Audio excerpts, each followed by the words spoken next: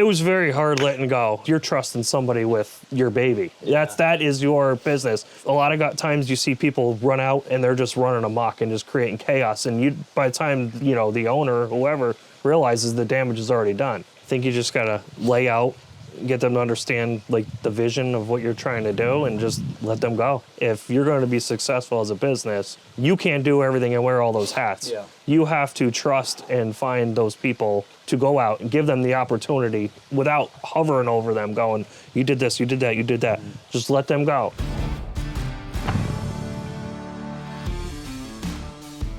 Well, Sean and Wes, How are you? welcome to the Cost of Doing Business podcast.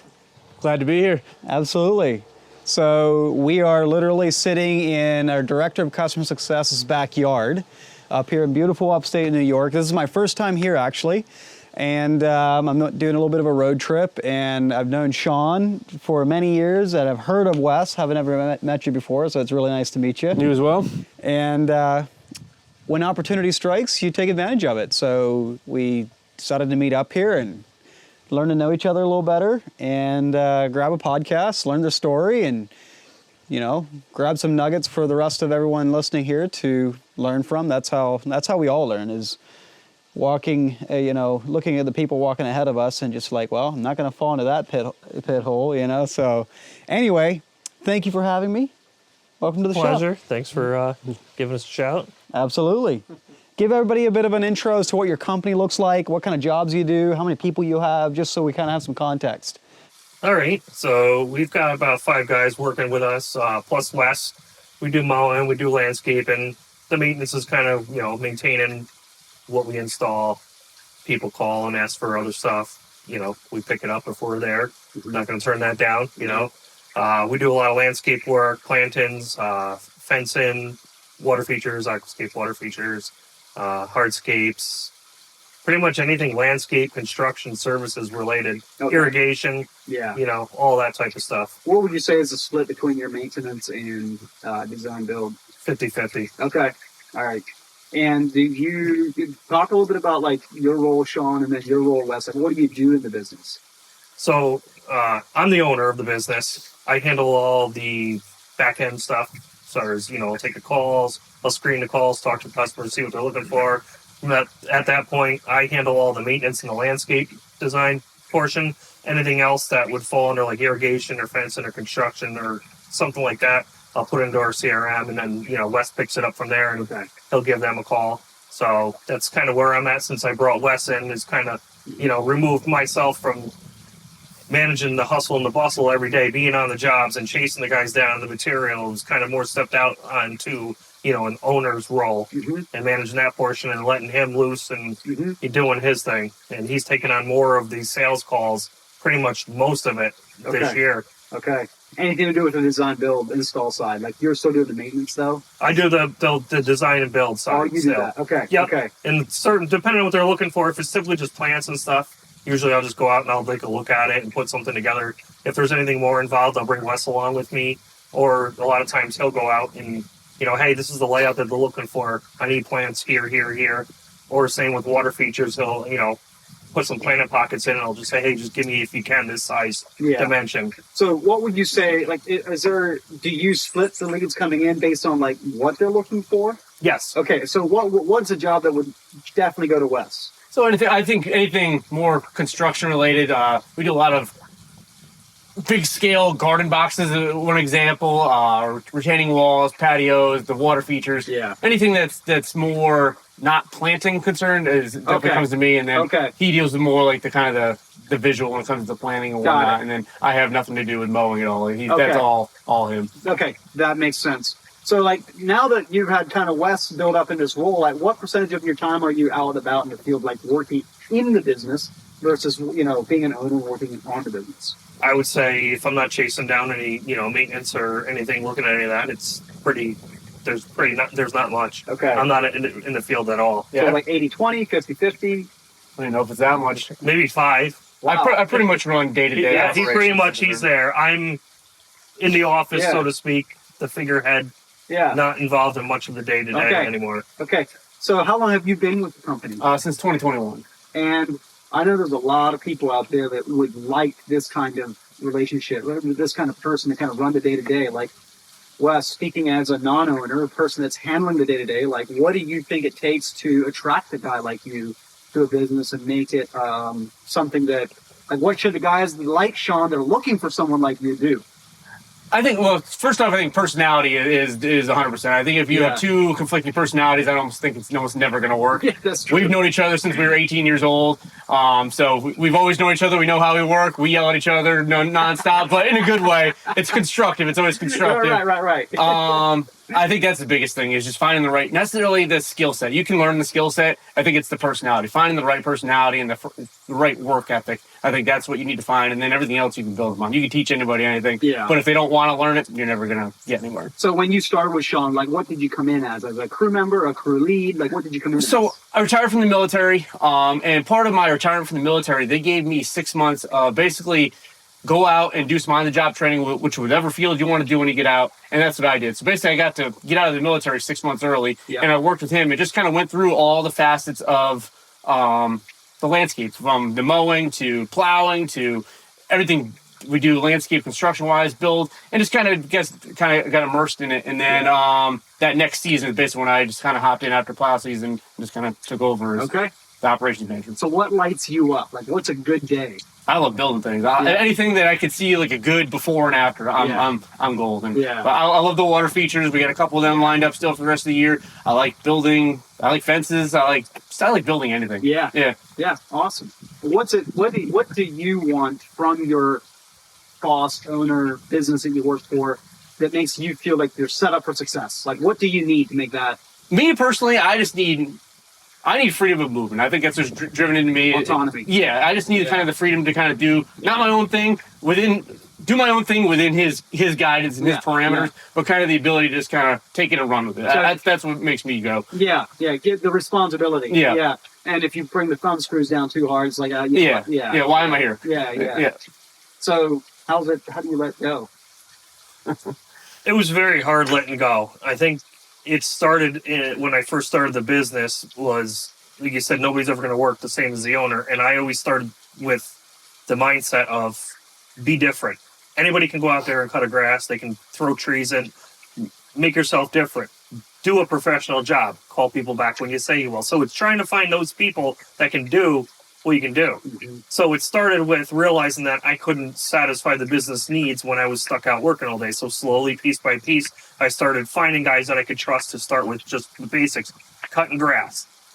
I would work with them, have a couple guys, they would cut the grass, and then I was able to send them out. Mm-hmm. And then we did projects a couple days a week, and I was still involved in the projects. Mm-hmm. And then it just got to the point where bringing people in that were good at doing what they did, and they shared the same vision as me and knew what I would expect and what the customers were expecting to deliver that.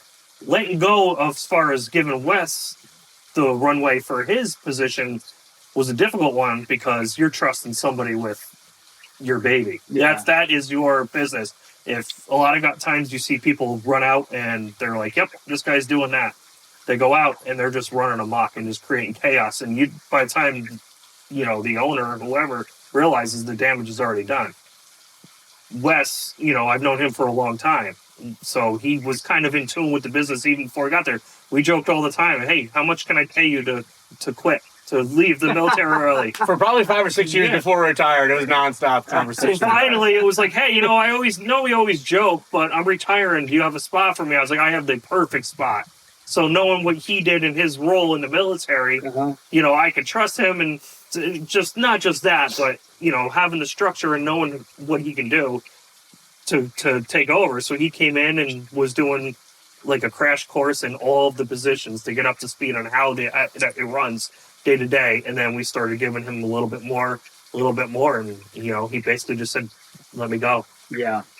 And what's coming up in my mind as you're describing that is like, it's one thing to know how to do something really well yourself, like you as the owner, like to be like, this is how we do X, Y, Z. But then to be able to give that to somebody else and get what's in your head, out into somebody else's awareness and know how that's a tall order that a lot of people can never quite pull off. No, it's not easy. So what would you say was fundamental for you? Is you like how did you kind of go through that path of like taking what you knew from years of working to get it to a point where you were proud of what the work is that Wes is doing? I think you just gotta, lay out, get them to understand like the vision of what you're trying to do, and just let them go. Mm-hmm. I think that's the only way. You gotta trust that somebody else can do it. Yeah. And I think the biggest thing to do with that is head trash. You have to understand that if you're going to be successful as a business, you can't do everything and wear all those hats. Yeah. You have to trust and find those people to go out and give them the opportunity without hovering over them going, you did this, you did that, you did that. Mm-hmm. Just let them go. Mm-hmm. Mm-hmm. And I think I've seen it before, and I think the biggest thing that comes to mind is, Greg talking about Ed. When Ed first came on, he was so proud of the customer, was so happy with what he did, and realizing that as long as it's done the right way, that's all that matters. If the customer's happy and everything, So that was it. You gotta let go. Yeah. If you want to go further, let go and have faith. Yeah, that was a story where Greg was letting Ed build his first water feature on his own without Greg being on site. And he came around the corner in the backyard at the end of the day, and he was like getting ready to rip into Ed for like, you did this wrong, this looks terrible. And he hadn't said anything yet, and he looked over, and then the customer was like all smiles and joking and laughing with Ed. And in that moment, he realized like, oh, the job is to make the customer happy. The customer is happy. I have nothing to say. Yeah. I mean, there's always room to improve, but that's a different topic than criticizing. So no, that's really this is a very, I think, relevant topic for people in this industry, because it's full of owner operators that want what you two have, but a lot of people wanting it and being able to pull it off is two different things. Yeah. So I'll go back and forth between the two of you on these questions, just to kind of drive the conversation. But what would you say was the most difficult challenge that you've overcome in your time in business? And I'll let you both kind of speak to that. I think the most difficult time in business was the startup, making that decision to do it full time. I had done it most of my life. You were doing something else? Yeah. I started, my first job was at a fence company when I was 14. And, I dabbled as a teenager in and out of different professions, but I've always done the tree work and landscaping as a side thing. And it got to the point where, working as a flat rate mechanic and doing this stuff on the side, I wanted to become, if I'm in charge of my paycheck, I want to do it. And I was like, you know what? And then I just ran with it. So that was the most difficult thing. My youngest daughter was on the way, so that was the hardest decision to make. You've been somewhere for so long, to make a career change and start your own business. Yeah. But I jumped out and I never looked back. That was probably that, and then dealing with the pandemic when everything shut down, not knowing what was going to happen next. Yeah. But I think that was the most difficult. What about you, Wes? I think two things. First thing is, again, coming from 20 years in the Marines, especially at the higher levels, I tell them jump, they say how high, things get done, there's no questions asked. A little different on the civilian side. Same, right? A little different on the civilian side. We got to be a little more democratic with things. So that was kind of just not really changing my personality, but changing how I approach problems and delegating things and whatnot. But then more so, it's just working with guys who I'm in charge of them, but they had more experience than me, and just kind of being able to kind of sell myself and sell basically my skill set and why I'm here doing what I'm doing, and getting the team to work together, which in the end has worked out well. But just it's a challenging thing to hop in charge of people that have been doing things something longer than you have. That's a really good point. Yeah. Like, do you have any stories that are worth telling about, like, or like experiences that you've had with working with people that did have maybe more hands-on experience in something than you did? I don't know if I have any stories. It's more just kind of the first probably year, maybe even 2 years, was a lot of just proving myself, I guess you could say. Uh-huh. Like I grew up on a farm, so I have a lot of experience doing things, manual labor, building things, making things work and stuff like that. It's more was just, and then the military as well, just kind of just getting things done that need to get done. It was more just kind of proving that I had the capability to do so, and I wasn't just some guy that Sean knew and tossed me in charge because Sean knew me, not because of my actual qualifications, I should say. Yeah.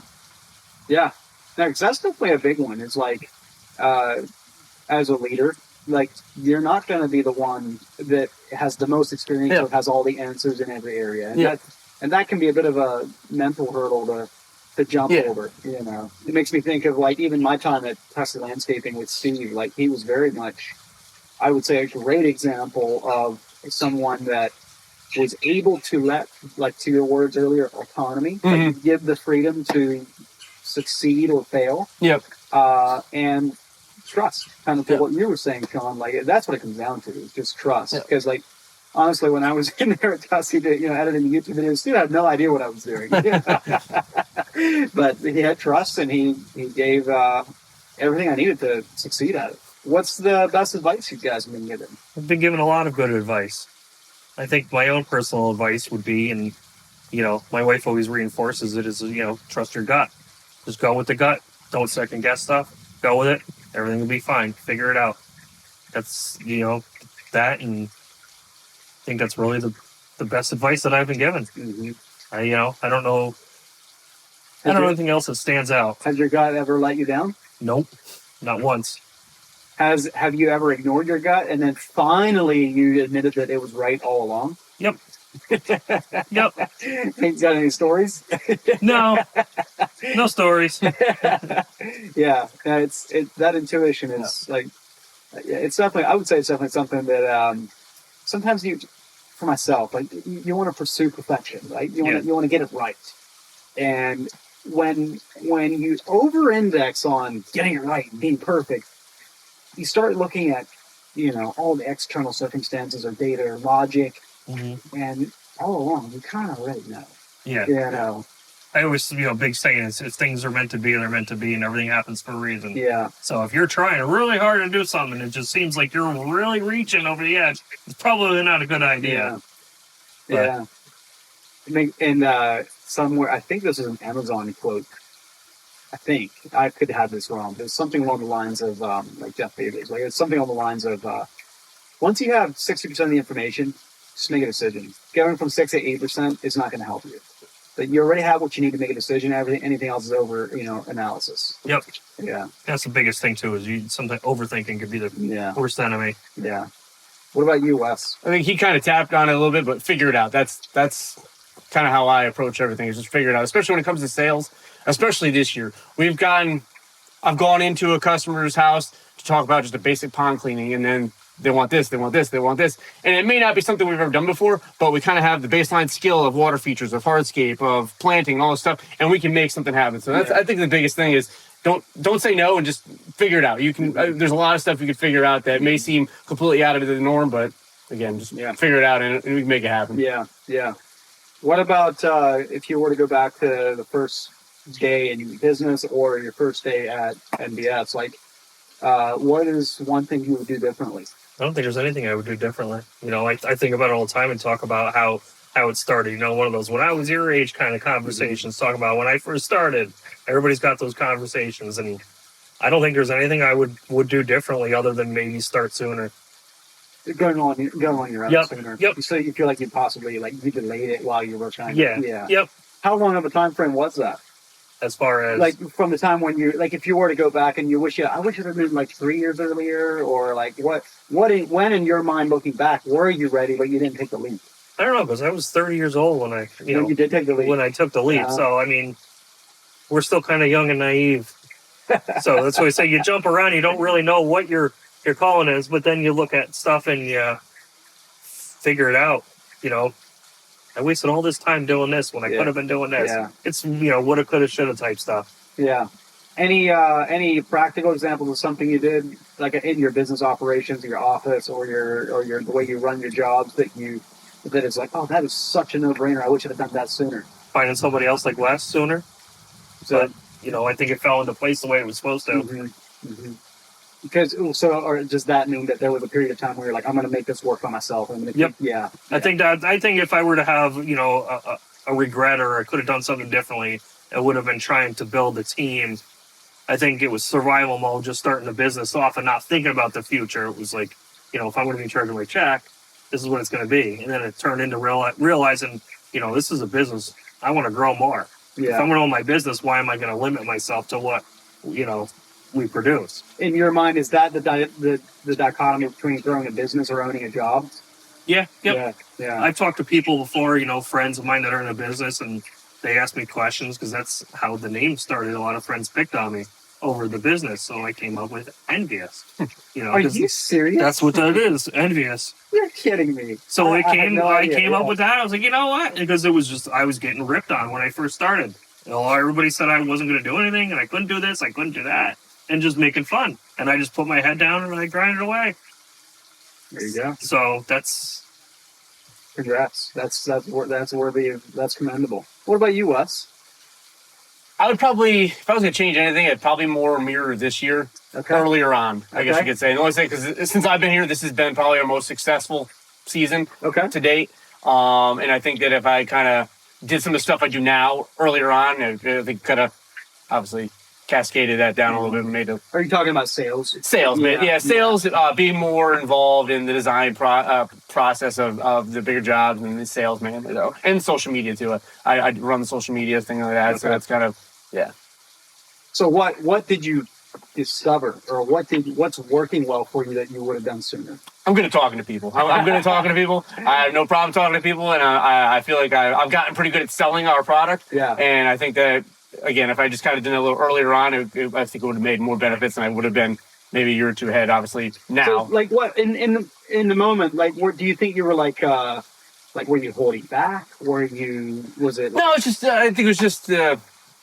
I don't know if it was holding back. It was just more, still just getting comfortable. Well, maybe I guess a little holding back. Just getting comfortable with the job, just because doing something for 20 years where I left as one of the subject matter experts in the entire Marine Corps, doing you were the top of your field. To hopping into something where I have almost zero experience on and trying to lead that and kind of be that subject matter expert, but not really having that expertise in it yet. And you were in sales on top of that. Yeah. So okay, and then so. What you're saying, if I'm paraphrasing correctly, tell me if I got it wrong, is that there was a bit of a moment where you were like, just lean into who you are and your skill set and figure it out and don't hold back just because you're new at X, Y, Z. Yeah. That's what I tell him all the time. And it's not no knock against the profession of that, but it's just landscaping. It's not that big of a deal. We can figure this out. We can do this. Nobody's going to die. Exactly. It's just landscaping. And I mean that in the nicest way possible, that it's just landscaping. No, that makes sense. And I think there's something to be said for that.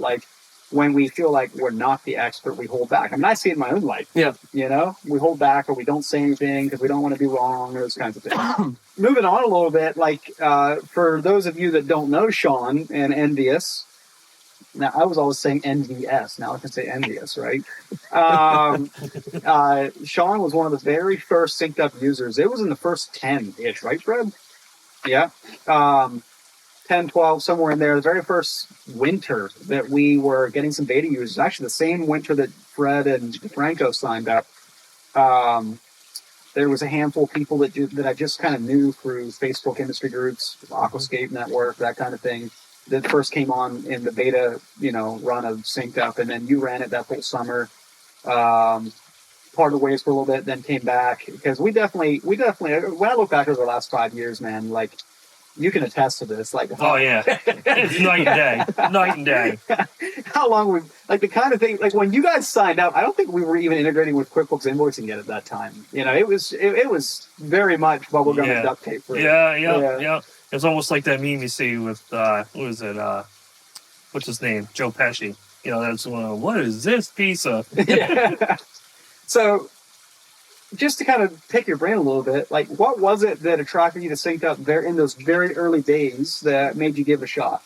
I think a lot of it was that where I was starting to realize, the more important aspects of managing and running and growing a business was the numbers. Mm-hmm. And where I was great, absolutely loved it, and there was no job costing. Mm-hmm. Every estimate that came in, I had to write all the numbers down. I had to figure out the math and how much am I making off of the material and the labor and how long is it going to take? Every single estimate that came in. And then I had to go and create a materials list. And the time I was the one getting all the material and everything. So I knew what I had to get. But then that was a bottleneck when the guys are going out to do the job. Because everything's here. Because everything's in my head. Yeah. So how can I get what's here down onto paper? So we started doing a separate material list, and then you leave something off and whatnot. There was no job costing at the end of it.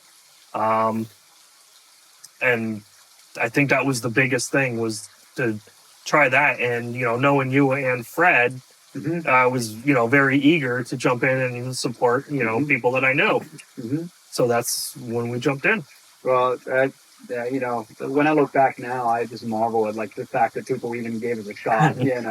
It's because that people like you did that, though, that we were able to keep on, pouring back into it and improving it. I don't know if you ever stop saying this, but I still feel like we're just getting started. Yeah. It seems like it was just yesterday when it was out. And everyone was like, "What's SynkedUP? What's this? What's that?" Yeah. So, what would you say from your experience, like very early on, almost 5 years ago to now? Like, what is the biggest difference in your mind? I'm just kind of curious. Like, what stands out to you? The biggest thing, which was the reason I parted ways for a little bit, but then came back once things were adjusted, was, and I knew a lot of it, knowing you and Fred, and you guys were always, even when I wasn't in there, always helping me out. So I think the biggest issue was, and I understood it, was that, when you had SynkedUP was first created, it was out of a landscape, with a landscape business. It was with Tussy. Tussy doesn't mow lawns. Yeah. You guys don't do the recurring maintenance. They didn't do it. So that was the biggest killer for me, was because we are 50-50, was trying to figure out the mowing routes, and just everything about the way it was too in the weeds at first, and too many, you do this, it screws up, you do ABC, it screws up XYZ. So I think that was the hardest thing for us in the beginning. And now it's just dramatically changed. The new plant experience, and then the new app that you rolled out, the new app mimics more of how it used to be. The way you operated. The way we operated before. Yeah. So, but the plant experience was the way that rolled out this year. That was a game changer for the mowing. I mean, I stuck with it because I knew you guys, I came in, I'm like, listen, I went back and all those automations and everything else was really nice, but it was the item catalog was the biggest seller in SynkedUP for me. Being able to do the projects, and then the guys could go in and see what they needed from material. The other game changer for us with SynkedUP, and why we stuck with it through the growing pains the second time around when we came back, because it was only a short break, maybe one season, maybe. And I'm like, I realized, I'll figure that out. We'll just stick with it. Was the fact that previously Wes would do an estimate, and he would come to me, "Hey, does this estimate look good?" And I know we got to mark this up a little bit. That now everything's in there. He doesn't have to ask me. He knows, as long as he's getting the job time correctly. The labor, Yep. Everything else is just boom, done. Yeah, I agree. Dude, getting the labor right is 80% of making it profitable. Yep. Yeah. And he can see, and I check everything. I'm like, you're literally, half an hour more or less. Like you're right there. You're right there, and he can also see too. So it's it's good for him to be able to look and say, like you said, it's autonomous.